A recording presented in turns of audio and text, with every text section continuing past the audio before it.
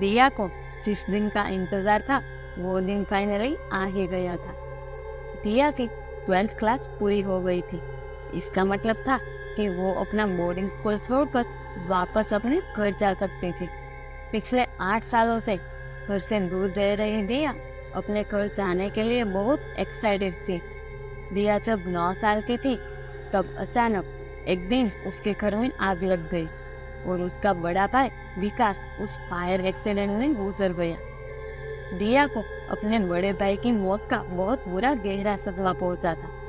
Doctor नित्य ने उसके मम्मी पापा से उसे घर से दूर भेजने की सलाह दी, तो उसके मम्मी पापा ने उसको शिमला के एक बोर्डिंग स्कूल में भेज दिया था।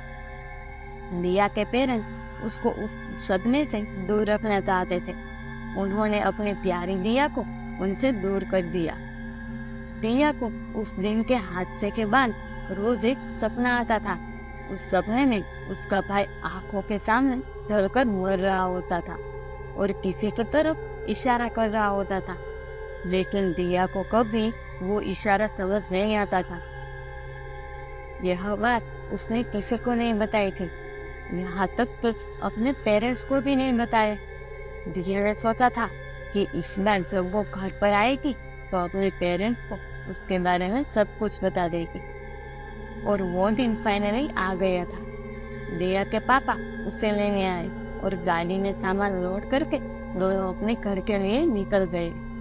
थोड़ी देर बाद दिया के पापा ने एक पेट्रोल पंप पर गाड़ी रोकी और पेट्रोल पंप का टॉयलेट इस्तेमाल करने के लिए चले गए। दिया चुपचाप गाड़ी में बैठी उनका वेट कर रही थी। जब गाड़ी का रेडियो अपने आप ऑन हो गया तो उसमें से कुछ अजीब सी आवाज आ रही थी, जैसे कोई कुछ बोलने की कोशिश कर रहा हो लेकिन बोल नहीं पा रहा हो। पापा, मुझे आपसे बात करनी है, पापा। दिया को लगा कि रेडियो में कुछ प्रॉब्लम है और उसने रेडियो को बंद कर दिया। वह वापस अपना फोन देखने लगी कि तभी गाड़ी का रेडियो दोबारा ऑन हो गई। उसमें से फिर से वैसे ही आवाज आ रही थी। दिया ये सुनकर थोड़ा घबरा रही थी, क्योंकि ये कोई रेडियो का प्रोग्राम नहीं था बल्कि कुछ और ही था। ऐसा लग रहा था मानो कोई दिया से कुछ कहना चाहता हो, लेकिन दिया ज्यादा ना सोचते हुए रेडियो चैनल चेंज करने लगी। हैरानी की बात तो यह थी कि हर चैनल पर सेम ही आवाज आते थे।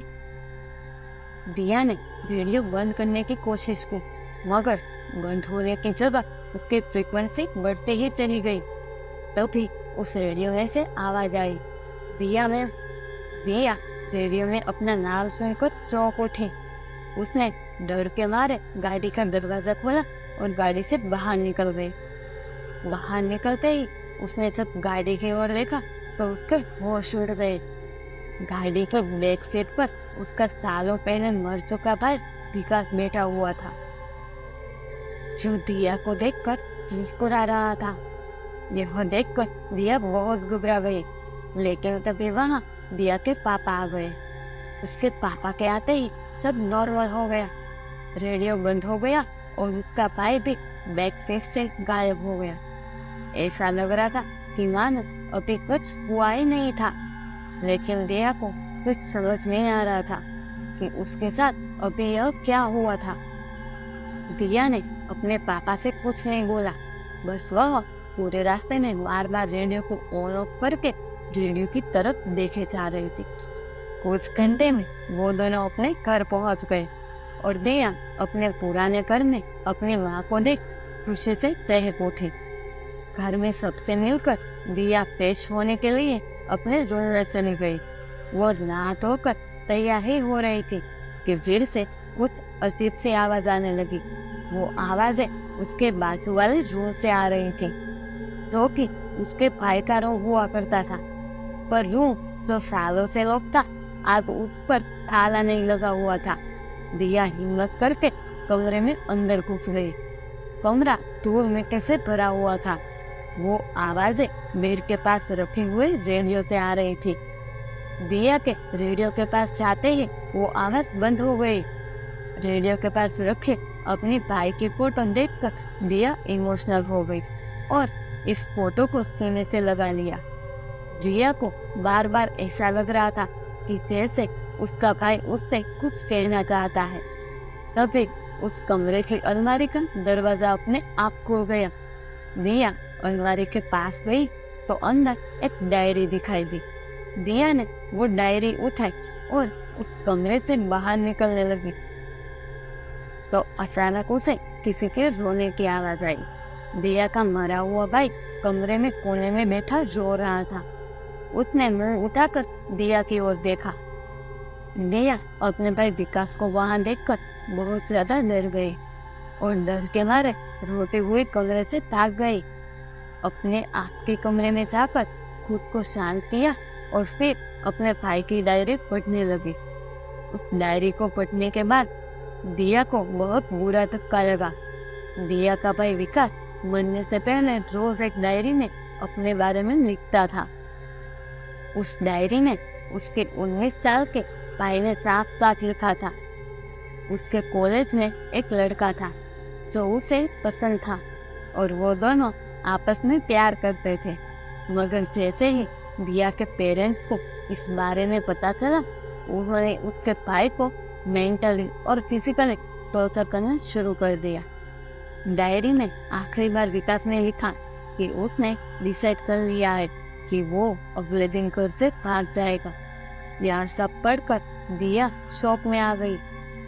उस रात दिया सोई तो उसे फिर से वही सपना आया जो उसे रोज रात आता था।